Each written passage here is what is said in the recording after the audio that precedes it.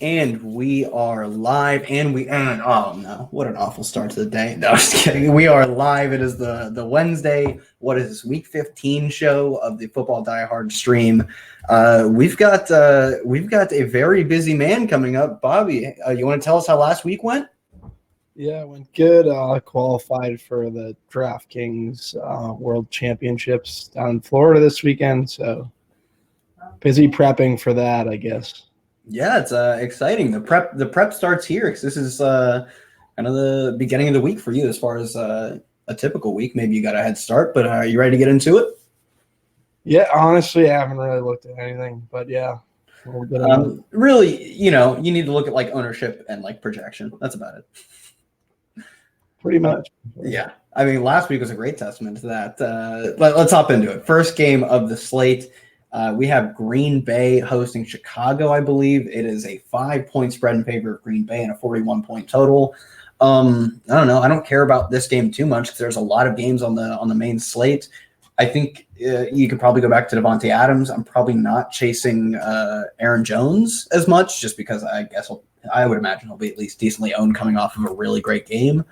Run it back with Allen Robinson if you do play Davante, but I don't know. Not really interested in this game. We've seen David Montgomery's like 32nd in the league in targets or in running backs and targets, despite being like 14th in carries. As a road dog, definitely not playing him. So I don't know. Not awfully interested in this game. The same as it was last week, and that pretty much paid out well. All you needed to do was get Aaron Jones. Yeah, Adams, Aaron Jones, Rodgers, Jamal Williams. Yeah, Jamal Williams still getting more work than his price is. I think he's priced like the mid 4K range. Not like a great play or anything. I think like Laird at 45 is probably a better play. But if Laird's going to be owned, it would make sense that he's a solid pivot there and just needs to find the end zone. So, yeah, definitely not the greatest play, but yeah, I don't have much love for this game. I don't think. All right, top into another game. Not my favorite on the slate. We've got the Bengals. I believe they're hosting New England. They are 10-point dogs. It is a 40.5-point total. This game is ugly looking because you've got Auden Tate is out, so I think that makes John Ross normally on a really any other matchup pretty interesting, but I'm not playing receivers catching passes from Andy Dalton going against New England. That's just I'm fine if they hit, and I'll make that bet and lie in it. So not really any interest in Tyler Boyd or not really any interest in any of the Cincy offense for me. On the other side, Julian Edelman always in play. Julian Edelman always in play. Oh my God, dude, could someone just teach him not to catch it with his stomach if he had just gone up for that? I think it's a knee injury, so I don't know. Good. Pretty much. I think he has a knee injury. I haven't really looked at a ton of. I think Jacoby Myers and N'Keal Harry, like a lot of people up this way, really upset about how the game ended, but it was good to see like the involvement and the growth, I guess, from those receivers, and they're pretty cheap at 35 and 3,300, I think. So I don't mind those guys. Dorsett. Like Cincy defense is terrible. It's a great matchup. The guy like I'd be interested in is Sony. Like Sony's yeah. Play. And I doubt he's going to be highly owned. So that's pretty much like where I would kind of like focus my attention, at least early in the week. You have to figure out what's going on with Edelman. And then from there, you can make decisions. Honestly, I just don't really have many on Wednesday. Yeah, I guess so. My only concern with Sony, like this would traditionally be a great spot against an awful defense. They're massive favorites. But Rex Burkhead got more carries than him last week. Like that probably is enough to get me off of playing just terrible, awful, no good Sony Michel. I honestly, if Edelman's knees really bother him, I don't think he plays this week. I think that could happen. I mean, that'd be smart. That like there would be you don't have. It would be real. It would actually be really good for the growth of the offense too. They wouldn't be as reliant on Edelman, and these kids could get more reps. So like I think it would be something that would make sense. And then we'll have chalk Patriots receivers, and then maybe you could do some other stuff. I don't. Yeah. It's interesting. It's really early in the week. Edelman popping up with a knee injury is interesting, I think. Yeah, if right now Sanu is questionable, but if Oh, yeah. If Sanu were to play and Edelman weren't, I would think we'd see Sanu entirely out of the slot. That would be probably where I'd go to at 4,300. He's also more expensive than the other two, so maybe he's less chalky. But this is all kind of contingent on Edelman not playing. So let's hop into our next game. I'm imagining this will be the chalkiest game of the slate. We have Tennessee versus Houston. Tennessee are at home, 3-point favorites, a 50-point total, the highest total of the slate. I am looking at early ownership projections. I am seeing A.J. Brown, top 5 ownership projection. Ryan Tannehill, number 1 quarterback projection. And Derrick Henry, somewhere in the top 5 for running back projection. And what do we do when we get all of the chalk in one team? Let's not talk about that. Yeah, no, definitely. Not talk about that. That's not. I will talk about it. You don't have to give any sauce away. I will say I have learned from someone who's printed with this in previous weeks. I mean, if you're getting all the chalk, talk about this. Can we not talk about this? Literally, this is what I didn't want to get on here and talk about. I don't know. It just seems so obvious. Like this is, I don't think it's the specialist of sauces, especially for like you're going to be playing with much sharper people. No, I know. Yeah. You're like, I don't think anyone is going to anyone you're playing with. Anyone's watching. Yeah, and also like, but the field you're playing with, I'd be like, I don't think the field you're playing with is like that not sharp or whatever, unsharp to see this. And I think it's like it's fine playing it Titan stacks. I'd rather fade them because Ryan Tannehill's jammed it down my stupid face for like 6 straight weeks, but I still am a firm believer that he at least has a floor game in him. Right now, he's like 3rd in the league in sack percentage, 12th in interception percentage. And man, he was awful for his entire tenure in Miami. Of course, like I've said that for 6 straight weeks, and he's just dunked on me like a fish. So, and the Texans' defense sucks. So it could go either way. And if you like the Tennessee side, I would say you have to get Corey Davis involved in tournaments at least. There is no way that I'm playing the chalkiest quarterback of the slate with a top 5 chalk receiver and not going like a 1% owned Corey Davis. Yeah, I get all the takes. I don't have much here. And on the other side, I don't know. It's business as usual. If Will Fuller doesn't play, DeAndre Hopkins is probably in line to smash. Kenny Stills, every time Will Fuller doesn't play, Kenny Stills chalk sucks. It's hilarious. I might play Kenny Stills this week. Yeah, no, I mean, like he needs one ball to get there. It's just been very funny. I think he's even like had some of his better games come with like his one big game. I think Will Fuller did play. So, yep. So it's been, even though I still think the process is probably much more right behind when Will Fuller doesn't play, you play Kenny Stills. So I'm probably not going to be super overweight on either running back. It's been every other week we see one of them. I wouldn't hate, like if you're running Houston defense to leverage all the ownership, I'd run it back with Hyde just because he's the grinder, but he sucks, man. Yeah, it's a lot. There's not much in this game.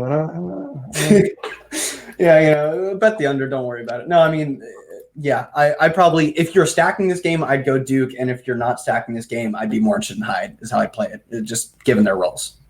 Yeah, I get it. All right, next game we have interesting game. We've got Mahomes and the Chiefs are 10-point favorites against Denver. Denver looking good as of late, especially under Drew Lock. The total has come down to 46.5, but it's still a relatively solid total on the slate. I guess what is your interest? I have a good point. It's going to be my first good point of the actually, I don't even want to get into it. All right, you didn't give us anything on the last one. Give us a little bit on this one. Little revenge narrative for Drew Lock. Dating is the owner's daughter of the team.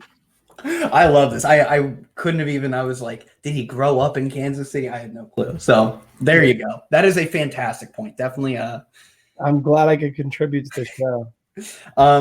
Yeah, I think it's interesting. So I am probably just entirely off of Philip Lindsay at this point. I don't like the offense isn't passing to him enough. I'd much rather just go with a Noah Fan or Cortland Sutton and then stack like Mahomes.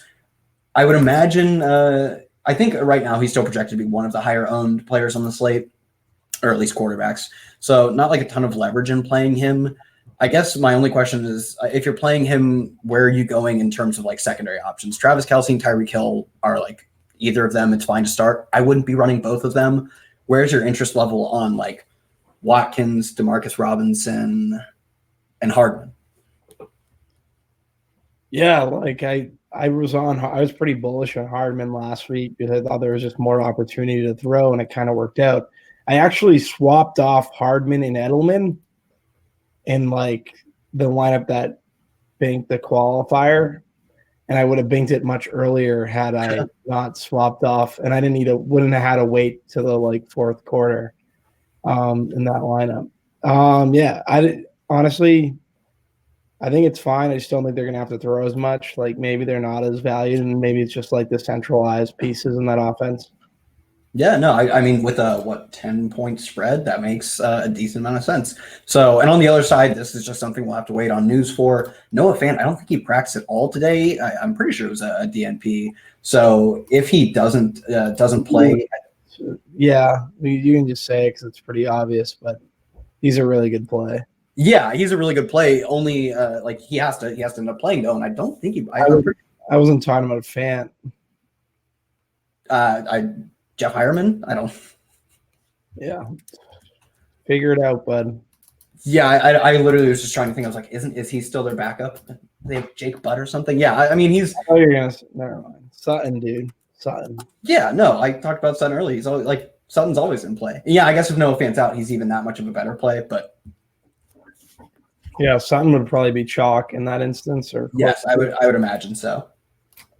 Probably. Yeah, I don't know. Jeff. Actually, you know what? Jeff Hireman last week played over half the team snaps, and he's 2,600. His team's going to be getting smacked, assumedly. So, you don't cover tight ends. What? You don't cover tight end. There you go. That's obviously only if Noah Fant doesn't play, though. So, yeah. Let's see. Next game we have Giants versus Miami. Giants are 3.5 point favorites. Another 46.5 point total. Pretty solid total for a team led by Eli Manning. Dude, Darius Slayton on Showdown. Oh man, there goes that man, and nobody played him. So that was a very nice. Played him really? Nobody as far as Showdown ownership goes. I was still like, I don't know, 20 or some percent. I was like in a handful of like 500 or 700 player contests where literally he went zero captained.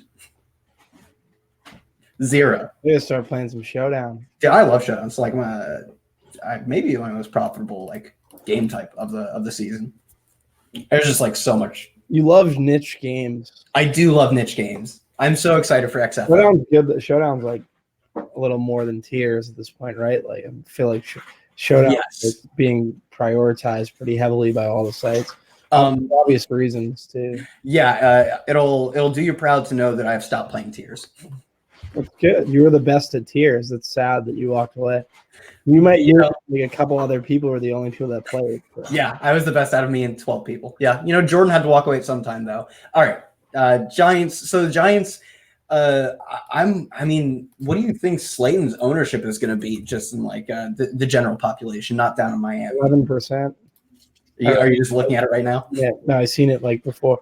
I like did a little quick look before we hopped on at ownerships.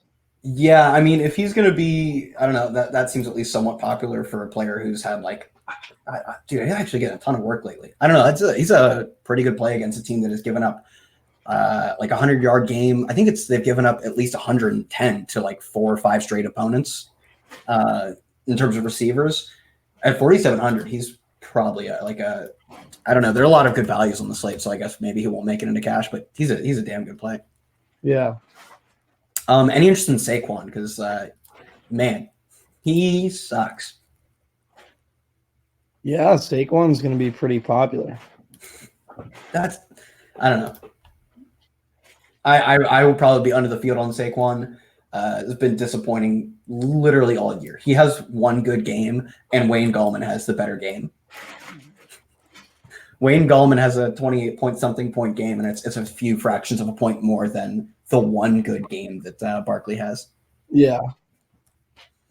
So, I don't know. I'll probably be under the field just because if you faded Saquon all season, you've been rather profitable. And but maybe if that's the case, then I probably have to go overweight on a guy like Slayton, which is fine because he's a beast. So on the Miami side, it's hard to talk about anything right now because we've got Allen Hurns did not practice, Devontae Parker limited practice with concussion, and Albert Wilson did not practice or limited practice with concussion. These are guys who will have to just pass through the concussion protocol. They could log limited practices all week and still not play if they don't get through, I think it's like 5 steps or something. So if they don't play, I'd be very interested to see if we get any like Laird lining up out wide. He played a little bit of receiver in college. I think we're looking at Laird chalk week. Oh, I'd be pretty confident in saying that we are looking at a reasonably chalky Patrick Laird. Is he free square chalky? Maybe. Yeah, he's in that range. Although I guess there are so many cheap wide receivers, like min wide receivers to play, that I guess you might not need the salary. But I think he's still. I'm pretty sure he'll be in my cash game. Last week he got 15 of 19 running back carries and caught 4 or 5 running back catches out of the backfield. Now they're without all the receivers, but they play a terrible Giants defense. I wonder if he can get 80 yards this week. I just didn't hear you. What was that? I wonder if he can eclipse 50 yards this week on the ground. I was going to say you could probably keep going lower. 50 would be the. There was a funny tweet the other day. Someone was like, if they play 120 games, he'll hit the 100-yard bonus or something like that. Yeah, they had played 2 weeks ago. They had played 20 times. He'd have eclipsed it. So, yeah, I still think he's probably good chalk. I'll probably have a lot of him. Outside of that, I guess if everyone was hurt, you would be looking at Isaiah Ford. I think he's their like only other receiver to have gotten the ball much at all.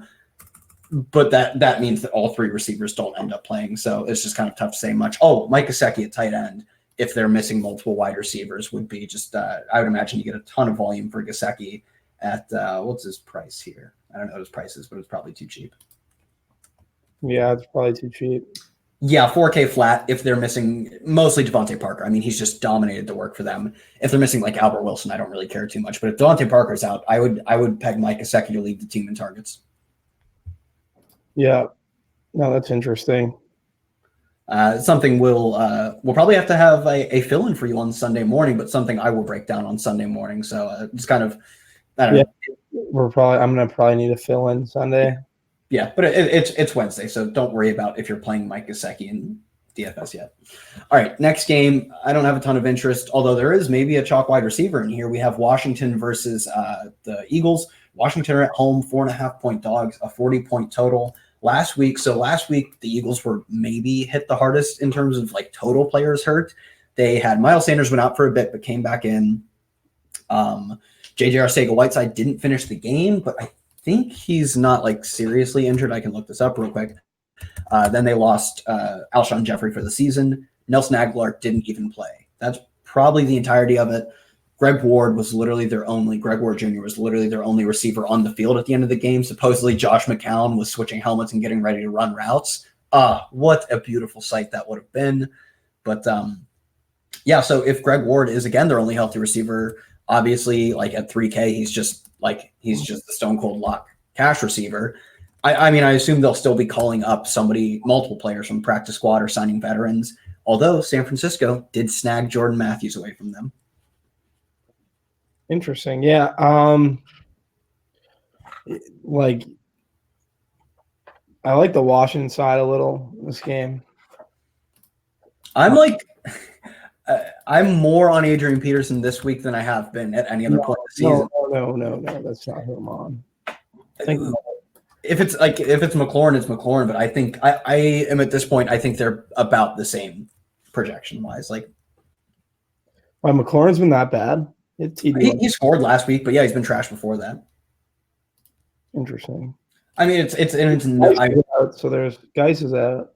Yeah, Geis is out, done for the season. Although, to be fair to Geis, I don't think the injury is actually that awful. It's just that they have 3 games left and they have 3 wins on the season. There's no need to play him, so they did pretty much. Does McLaurin correlate with Washington D at all? No, negatively correlated. Not super negatively, but yeah, negatively. No. Yeah, McLaurin has gone over 15 once in the past 7 games. He's gone under. Pretty good matchup though. Yeah, no, it's a great matchup. And if you're playing anyone, you're not. I can't imagine playing anyone else. So, yeah, I think it'd be fine. Oh, if Jordan Howard doesn't play, I still don't think Miles Sanders has gotten like a massive price up, but I doubt he makes into like my cash game bill. Although 5,900, that's not. Yeah, I guess my only concern would be Boston Scott, dude. He was like a baller on the Island game. Came in, filled in very well, and then juked someone out of their soul on like a wheel route or something. I guess it was like a dump off. So I might take a look. I actually think there's a decent chance that he at least like he should have earned himself like a third down 2-minute drill type of role. That's something I'm probably only interested in if we get like coach speak that he might get extra work, but I assume he's just like min price. So yeah, I'm looking at this highlight on Boston Scott. It was awesome. He was sick last night or 2 nights ago, whatever. 2 nights, yeah. So yeah, I'd be. Did you play him in Showdown? No. What's his price, Scott? I'm definitely playing him. I'm just wondering. Let me see, because right now, the site I'm looking at literally doesn't even have him projected yet because it probably assumes Jordan Howard's playing. So. All right. So let me see. But man, that was a nice juke. I think that I saw it. Was disgusting. Why would they even play Jordan Howard? Dude, I've said that all year. And honestly, they should be giving Boston Scott like a large amount of the passing game work. So, dude, it's pretty good. Yeah, he's min price. And last night, two nights ago, he got 10 carries. A decent amount of that came when he played the entire drive that Miles Sanders was out for. But he also got 6 targets, caught all of them, went over 100 yards of scrimmage on the game. Yeah, he was Miles Sanders. What? He looks better than Miles Sanders. He looked like Austin Eckler out there. Yeah, that's what he looks like. Yeah, that's probably all I have for this game. Next game, really interesting one. We have Detroit versus Tampa Bay. Detroit are home dogs of 3 points. It's a 46.5 point total. We've got Marvin Jones out and Mike Evans out. Those are the two big ones. Similar situations with the number 1 wide receiver on each team getting even more volume now that the number 2, like the 1B wide receiver, is out. So I think Chris Godwin, I'm looking at highest owned wide receiver on the slate. I mean, it makes sense. He has just been so negatively correlated with Mike Evans that now with Mike Evans out of the picture, yeah, like, it makes sense. I think if he's going to be mega chalk, though, I would maybe consider like a Galladay Detroit stack, Detroit defense stack, that is. They are like somewhat positively correlated. Yeah, it's I think like we saw last week, even when the Bucs score, man, they suck. It's amazing. They're so bad, dude. The brand of football they play is Winston is so bad, dude. I thought they finally benched him last week. I thought they finally did it. I did too, but yeah, I think it's described as a hairline fracture in his thumb. He is expected to play. This is like a really weird. There are a lot of like quarterbacks with like hand injuries this week. I don't know if it was Dak. Yeah. Winston, and then someone else too. I don't know, but yeah, there were multiple quarterbacks with that like kind of same hand injury. Was it this week that did you say Mahomes or Baker? Because both of them in the past few weeks have suffered. Baker had one too. Mahomes hurt his hand in that Patriots game. Yeah, he hurt his hand, and then Baker, I don't know if it was this past week or the week before, but the same thing, throwing the football, or the same thing as other quarterbacks, as Dak did it. Throwing the football, comes down and he smacks his hand on someone's face.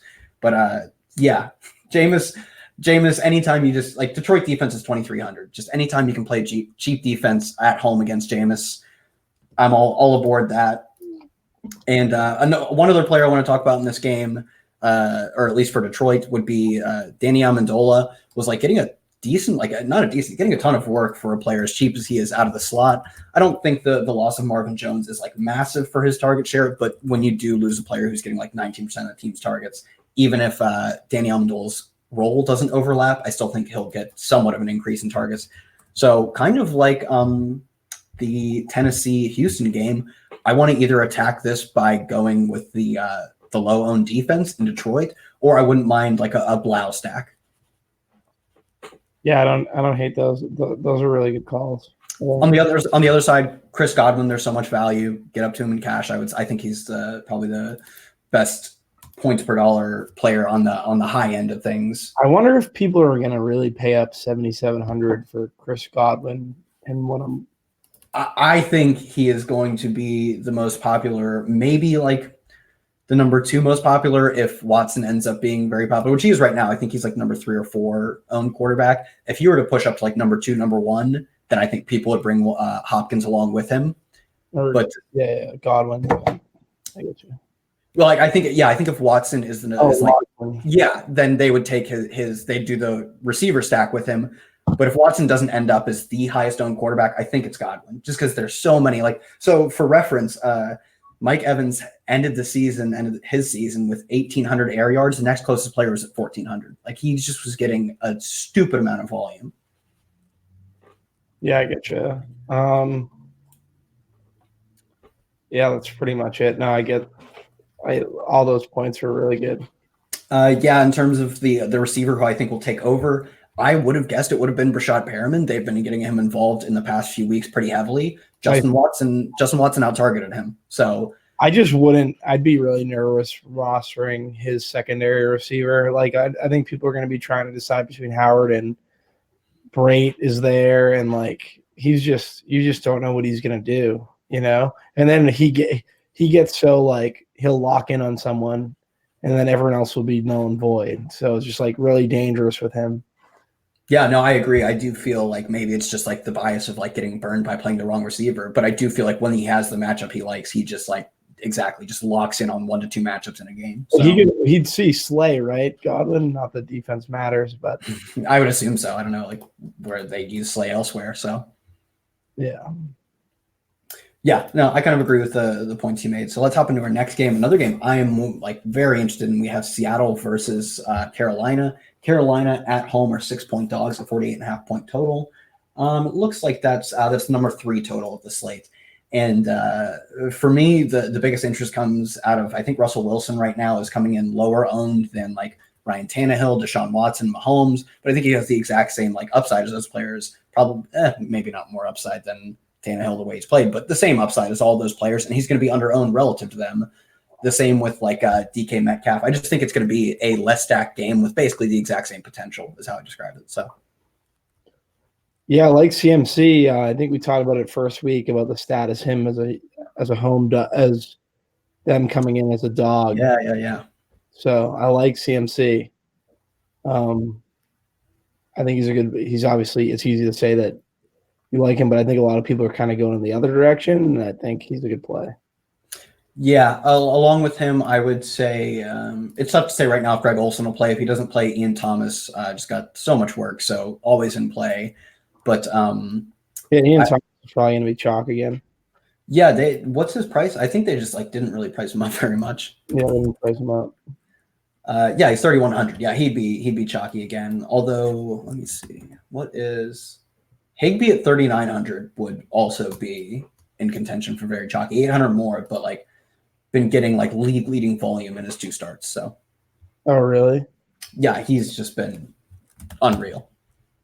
Small sample, but with as long as Gerald Everett is out, they've just been running a ton. Like he's gotten, let's see, what is this? 25 targets over the past 3 games. He's gone 7 catches and over the 100-yard mark in back-to-back games. So, yeah. So at 3,900, I think the decision in cash would come down to I'd probably say you have the salary to pay up to to Tyler Higbee because we're gonna get, I imagine, like a chalky Eagles receiver, chalky Jags receiver. I think Laird is like the definitive chalk on the slate, like the way it looks, or Washington. Josh Jacobs is gonna play. Oh yeah, I figured that. So it wouldn't be Washington. Yeah, so it's probably gonna be Laird. That was a nice call in Washington last week, though. I mean, not that it wasn't pretty obvious, but nobody really made room to swap for him, or at least it seemed like. I got him at like 2% into $33. I did swap to him. What? I said to swap to him. I mean, you said it was in play to leave it open. I don't know. Yeah, no, it was. I totally just went mush brain and didn't do that. I didn't. Easily. I made qualifying a lot more difficult than what it had to be for myself because I had Breeze and Thomas. I like what the swaps that I made got me there, but by the skin of my teeth, legitimately. But I just had so many other options that I just could have went with there, and that's it. Another piece of chalk we'll probably get in this game is Chris Carson without Rashad Penny as a 6-point favorite against Carolina, who they say is a run funnel, I believe. Right now, projecting as it's a 1 p.m. though. What? I don't know if he's going to be as chalky as you think. They're 1 p.m. going across country. I'm just saying right now I'm looking at his ownership. And also, does that matter for a running back? I don't know, his job is just to run between the tackles. It matters for the team.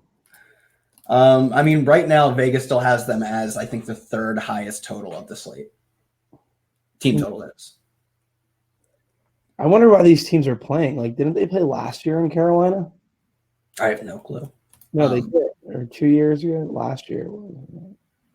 Yeah, I'm looking at his ownership right now, and it's one of the higher owned players. Right now, I'm looking at him as the number 3 owned player on the slate, around 17%. I agree. I don't know if it'll be that popular, but I would imagine he still is a top 5 running back. Where are you pulling that from? UF Collective. Okay. I don't know if it will get that high because I do agree. I think some people will be scared off. And last time Seattle went cross country on a 1 p.m. game, it was against the Eagles. And maybe it was because the Eagles couldn't do a single thing on offense, but the Seattle offense was also very bland. So scored 17 points. So maybe people will get that in their heads that is a big deal. Although I'm fine with running Russell Wilson, DK Metcalf, and also Jacob Hollister's been getting a lot of work in recent weeks. So Hollister's been getting a lot of work, I noticed. Yeah. So I think if we do end up Chris Carson's ownership projection holds, I would very much be interested in running the passing stack for Seattle because I think we're going to get a relatively low-owned Russell Wilson compared to Watson, Mahomes, and Tannehill. So I think get a decent amount of leverage just by stacking the passing attack that isn't Tennessee, Houston. Okay, cool. And yeah, I'd go. So how would you approach the Tyler Lockett situation where he hasn't he's gotten a little bit of volume in recent weeks, but DK Metcalf is just smashed. Not only has Lockett seen a downtick in volume, he has done nothing with it. He's been very inefficient, which is very out of character for him. Are you just completely fading him, or do you think that it's worth no one? I don't think anyone's going to play him. So. It's definitely worth it to play him. I'm not going to play him. At least I don't know if I'm going to play him. I don't know. He's got a good matchup, right? He wouldn't get Bradbury. He gets the slot there. I'll have you know, Bradbury has not been very good this year. Oh, I thought he's been good. The PFF has him rated outside the top 70 or something. I listen to Silva. I don't listen to PFF, so. That's why defense doesn't matter. I think that should be the takeaway, is that we both went to very sharp websites / people and they said very different things. I think that's what Silva's take is. I have no idea, dude. I'm fucking oh shit. Next game. Oakland versus Jacksonville. Oakland 6.5-point favorites. Josh Jacobs, assuming and barring any setbacks, they have said he will play a 45.5-point total. Right now, we have Chris Conley, I believe, at 3,300. And in my opinion, he's more likely to take over for DJ Chark. DD basically exclusively runs his snaps out of the slot, whereas Conley and Chark are their outside receivers, both running much deeper routes. So Conley at whatever 3,300, I imagine will be very chalky. I'd probably play him 3,600, excuse me. I'd play him maybe over Greg Ward because I do think, especially if JJ Arcega-Whiteside plays, I think Conley just has a better role. Yeah. But both are fine plays. I'd take Conley. DD also fine as well. I think he was a limited participant in practice, but there's no reason to expect he won't play. 4,600. If Conley ends up being mega chalky, DD pivot would probably be a solid tournament play. Yeah. I don't know. It's not super interested in Fournette. What are you doing with Fournette, if you have any idea? I like Fournette. I think he's a good play. I like the Conley call. Kind of like Minshew. That's pretty much it. Like on the Oakland side, like Carr, Tyrell Williams, Darren Waller, like the easy plays. This game's kind of good. Like I think this game's too overlooked more than people think. I don't hate it. Yeah, I like the Waller call. Basically, the emergence of Hunter Renfrow was very damaging to his fantasy output. But I think a sneaky thing was Foster Moreau wasn't getting a ton of work, but he had 5 receiving touchdowns, and that was the one piece of Darren Waller's game that was missing. He was like a top 3 fantasy tight end through 8 weeks with 0 receiving touchdowns. He had like a streak of 3 games where he got 3, but then he hasn't scored since. If this adds touchdown equity to, I think it does add touchdown equity to his repertoire. Like he will be the complete fantasy tight end at 50, whatever, 100, I think he's 55. He'd be like one of my favorite tight ends of the slate, especially since there's a lot of value. Wouldn't be awfully hard to get up to him. Yeah. Outside of that, interesting to note, the Jacksonville Jaguars have allowed 8 running backs to go for at least 15 PPR points in their last 5 games. That's 8 running backs in 5 games. Because I don't know who to play. Jacobs? Yeah, no, if Jacobs is healthy, he'll be getting the bulk of the work again. Like, I think maybe we get like a little bit of like Washington receiving game, but that's like Jacobs hasn't done that anyway. So Jalen Richard receiving game, who knows? I wouldn't stray away from Jacobs if I'm going with the running backs here. I wouldn't. I'm just saying it's just like really clustered, even though they haven't given up all these PPR points. Next game on the slate, Arizona versus Cleveland. Arizona 2-point dogs at home of 48-point totals, come up a 1.5 since opening. I wasn't like the most interested in this game because the Browns offense has been pretty stagnant, but if the total is going to move like that, I guess I have to consider it. For me, on the Arizona side, I think David Johnson scored, but he still got very little touches. I'm certainly not playing him. Yeah, I can look up how many touches he got, but I don't think it was many. I'd still go back to Kenyon Drake, who got a majority of the team's touches. Yeah, David Johnson, 3 carries, 2 targets. Definitely not playing him. Yeah, Drake, Kirk, Arizona D, Landry, Beckham, and Njoku, and Mayfield. Pretty much all the plays in this game. Kirk, I like Kirk, Arizona D. We saw that smash. I think the Kirk week. This probably isn't the spot for it though. I was thinking it could be, but I don't, because you have Denzel Ward on the other side. Yeah, I don't care. You don't care. I care more than you do. Yeah, you definitely do. But yeah, the Drake, or I guess the more important thing was in my opinion, the Kirk smash it did correlate last time they played the Bucs, and I think the Bucs put up points, but they also probably got like pick 6 or something. So because they do that a lot, so they have been like one of the higher correlated. Yeah, right now our square at 0.55 probably is like one of the highest correlated defense. I don't hate. Wait, Kirk Arizona defense 0.55 R squared. I imagine that's like the highest between a receiver, like any relevant receiver in their defense. That's incredibly high. Interesting. And they do play Baker, who is like the picks. Yeah, he's like top 10 or so in turnovers, one of the higher, like top 10 or 12 in sack percentage, or maybe just raw sack. I'm just worried about Kirk's matchup. That's what I'm worried about. Yeah. I think both of those corners are good on that team. They do have 2 good corners. I think it's worth the payoff, especially if he's going to be under-owned. And nobody's going to stack him with defense. So, well, keep telling everyone. Yeah, 5 people. The 5 people that rep this show. We cast it on Twitter, right?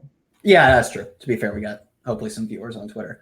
Yeah, but I think also another interesting game or another interesting point in this game, Nick Chubb still getting like all of the rushing game work for Cleveland, or at least getting all of his rushing game work. I don't think his numbers have changed very much. He has right now he leads the league in 100-yard games. I think he's got 6. He's tied with CMC, and I believe 3 of those have come, or either 2 or 3 of those have come with Kareem Hunt in the lineup. So it hasn't affected his rushing stats in the slightest. As a 2-point favorite in the pace-up spot of all pace-up spots against Arizona, I don't hate that. No, I'm with you. I don't hate it either. Yeah, I think Arizona is the worst team in terms of time of possession. They're like their opponents hold the ball more than any other team in the league. So, maybe that would work into Nick Chubb getting a lot of groundwork. Yeah, I like Nick Chubb. All right, next game on the slate, we have Chargers. I think Nick Chubb's probably the better fade of the Beckham and Landry this week. Are any of them going to be that popular? It looks like it. Okay. Next game we have is Chargers versus Minnesota. The Chargers are 2.5-point home dogs. I love last week. We were like, I don't know, probably won't play Eckler, but we get to victory lap him anyways because if he does well, we're so right about him being better than Melvin Gordon. Guess what? He did well, and we've been right all season. We did say though, like, yeah, we basically said play Eckler. No, we didn't say that. I don't think we said that, but yeah, we didn't say that. We said he's a lot better than Melvin Gordon though, and that couldn't have been more right. The first 100 bonus. Mike Williams TD, man. There was like a 1% chance of them calling that play, and a 1% chance of him making that catch, and a 1% chance of Rivers like being able to throw the ball that far, and it all kind of hit. So like a 3% chance. Nice. That's definitely not how that works. Also, if you have 1% chances, it's not a 3% chance, but that's like a 0.001% chance or something like that. Yeah, whatever. Yeah, you're right. Actually, no, that'd be if they were 10%. It's like 0.001. So anyway, Austin Eckler, the first 100 game since CMC did it like last season. So, but the thing is, he still did it on like 12 touches. We were right about him not getting that much work. He just happened to be MFing God. No, you're right. So I'm not going back to him. He got 12 touches in a game. Like it's not a running back I'm playing for, I don't know, unless he's like mega cheap. And he's not that cheap, I don't think. He's 6,700 for a running back who got 12 touches last week. Yeah, that's not a good price. Let's see. What else in this game? I mean, Chargers, I think it's pretty much play whoever as long as it's not the running backs because Melvin Gordon sucks and Eckler doesn't get the ball enough. Melvin Gordon is so bad. So bad. I probably won't be on Mike Williams as much as I'd be on Keenan Allen or Hunter Henry. But I don't know. This game, there's a lot of good games on the slate, and this one just isn't as interesting. Adam Thielen is supposed to be back, and we saw him and Diggs split work pretty evenly. In fact, Diggs was not getting early in the season, Diggs wasn't getting nearly as much work. They kind of evened out before Thielen got hurt. But I wouldn't be as much interested in either of them either. All right. Is that the last game? No, we still got two more. Two more. It's a good man. Big slate. We got next game. I like this one more. We have Dallas versus the Rams. This is crazy. This line opened Dallas -3 and is completely switched to the Rams -1. While that was going on, though, the total did come up to 49. So for me, this game starts with Cooper Kupp, man. How the mighty have fallen. He played like a quarter of the team's snaps, where Robert Woods played basically all of them. And early in the season, he was like the number one receiver at one point, I think. Is that true? He was like number 1 or 2, yeah. Because it was probably right after he went for 200 yards. He didn't play any snaps? He played the snaps thing, yeah. He played like, I don't know, 25 or 30% of the snaps. Yeah. Love Cup this week. Yeah, and McVay just kind of said, he's like, yeah, that's how the personnel worked out. I think they got Reynolds on the field a little more. But I was interested in like Brandon Cooks this week in the dome. Horrible, like, I don't know. Yeah, I like this game in general because the Dallas loves to like suck against good teams. They don't on the road. They want to play them on the road.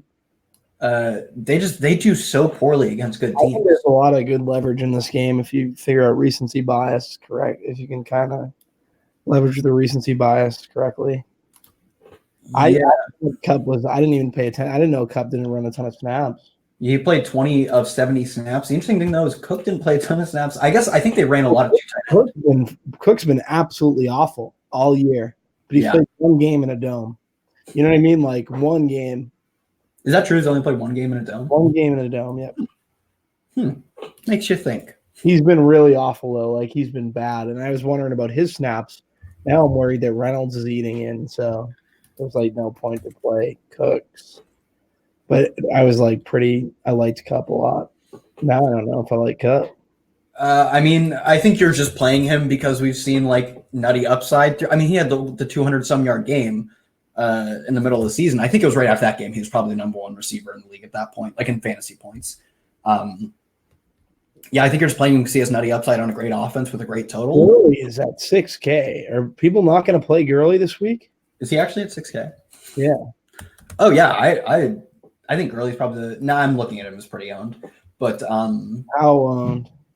right now, let me see. UF has him at UF has him at about 8%, but another site like Labs has him like closer to 20. The 20 is right. Todd Gurley at 6K for the role he's been getting recently is 23 carries last week, 19 the week before that, 2 weeks before that 25, and decent receiving game work in the past 4 weeks. He's gotten 3 targets 3 or 4 times, so.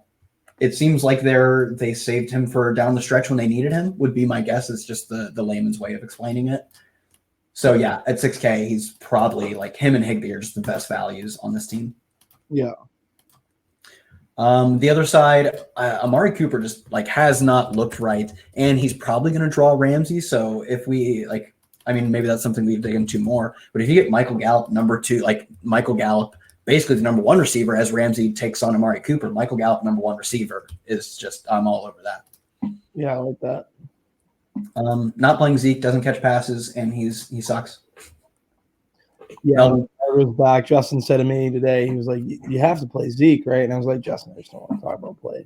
It was right after I seen the Pollard news that he was going to be active this week, and then Justin was like, texted me and was like, "You have to play Zeke, right?" And I was like, "No, you don't." You can get, if you want to lock in. Zeke will go for 3 TDs this week. Yeah, lock in 20 carries for 90 yards and a catch for 8. No, lock in 20 carries for 180 and like 10 carries. Yeah, now that we trash him. Now that we trashed him, yeah. But like legitimately though, he just hasn't been getting the receiving game work that he even got last season. And just not that interested, especially now that they're 1-point dogs after opening as 3-point favorites because everyone realized the Cowboys suck. Underdog Zeke, definitely not playing that. Yeah, I can't play it. Yeah, I don't know. All right, next and final game of the slate, we have San Francisco versus Atlanta. San Francisco at home, the number 1 total of the main slate, I believe. Yeah, looking around, the number 1 implied team total, that is, of the main slate at 29. They're 11.5-point favorites, a 46.5-point total.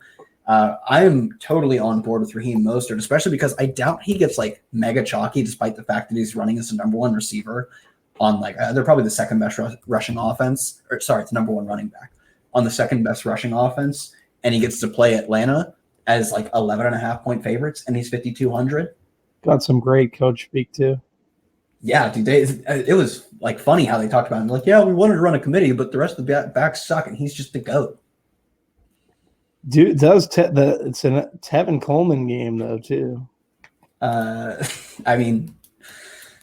not playing Tevin Coleman. They with their actions have said Raheem Mostert is their best back, and they want to play him. And then they came out and also said that. Yeah. So, but I do think because we've seen 2 weeks of him getting like the bulk of the work, and an entire season of that not happening, people are going to be hesitant to like just go full in on him. And if that's the case, I'm totally willing to do that. Like, I think it's a great spot for him. Yeah, I'm a little hesitant. That's why you play him. I think we'll come in well under 10% owned. That's what I'm looking at right now. I think loves to run up the score too. Yeah, I mean, if you're telling me you're getting a majority of the carries on an 11.5-point San Francisco favorite, yeah, I'll play Raheem Mostert all day. Yeah. The other side of this game, Atlanta, Calvin Ridley on IR, I guess we should mention. It doesn't like Julio Jones right now is on pace for a 7-year low in yards per game. And in my opinion, that was kind of more on Hooper, but Ridley was having a successful season as well. I don't know. I'm just not awfully interested in the Atlanta offense. They have a very low implied team total of 17.5 for this slate. That's like, dude, that's lower than Washington. I don't like Matt Ryan on the road. Yeah, I'm fine with what's San Francisco's defense? I don't even care. Yeah, I think maybe a Mostert San Francisco defense. Yeah. 3,800, but there is a ton of value on the slate. So, yeah. That's the main slate. So it looks like we don't have any questions. You can catch me Sunday morning with somebody or maybe nobody, who knows, at 9 a.m. is when we do it. You can catch me breaking down all the news, and we will have a lot of further news to break down for this main slate. So you can catch me on there. You can find me on Twitter at Kyle Tweets Here, and of course find Bobby Gomes. You can find him in Miami on Sunday, or you can find him on Twitter at Bobby Gomes DFS. Nice. Thanks for letting me hop on, Kyle. Yeah, no problem. Maybe I'll let you on next week. Nice. You come back with the bag next week, and we'll let you on. Yeah. All right. We will see you next week. Thanks for hopping on. Hey,